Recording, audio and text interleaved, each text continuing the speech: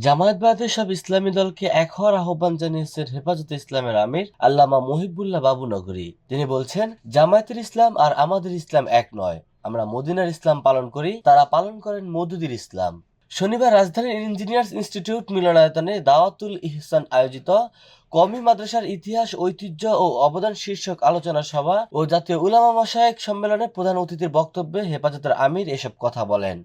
বাবুনগরী বলেন, অতীতেও বহুবার ঐক্যের আহ্বান জানিয়েছি, কিন্তু দুঃখের বিষয় এখনো সেই ঐক্যের পরিবেশ তৈরি হয়নি। তাই পরামর্শ হলো, ইসলাম ও ইসলামের মূল দ্বারা ক্ষতিগ্রস্ত হয় এমন সিদ্ধান্ত গ্রহণ করবেন না। হেফাজত আমির বলেন, কঠিন সময় অতিক্রম করছি। একদিকে ইসলাম ও মুসলিম উম্মার বিরুদ্ধে ষড়যন্ত্র চলছে, অন্যদিকে বাংলাদেশের স্বাধীনতা, সার্বভৌমত্ব ও ইসলামী মূল্যবোধের উপর নানামুখী আঘাত আসছে। স্পষ্টভাবে বলতে চাই, বাংলাদেশের জাতিসংঘের মানবাধিকার কমিশনের অফিস স্থাপনের চুক্তি স্বাধীনতা, সার্বভৌমত্ব ও ধর্মীয় মূল্যবোধের জন্য এক অশনি সংকেত। ইসলাম ও বাংলাদেশের জাতীয় স্বার্থের পরিপন্থী। জামায়াতের প্রতিষ্ঠাতা সৈয়দ আবুল আলা মওদুদীর সমালোচনা করেন বাবুনগরী। এ সময় তিনি বলেন, মওদুদীর গোটা জীবন কেটেছে সাহাবীদের বিতর্কিত করার কাজে। সাহাবীদের সত্যের মাপকাঠি স্বীকার না করলে কোরআন ও হাদিস বিতর্কিত হয়ে যাবে। তাই বিশ্বের শীর্ষ ওলামায়েদের ফতোয়া, জামায়াতের ইসলাম আর মদিনার ইসলাম এক নয়।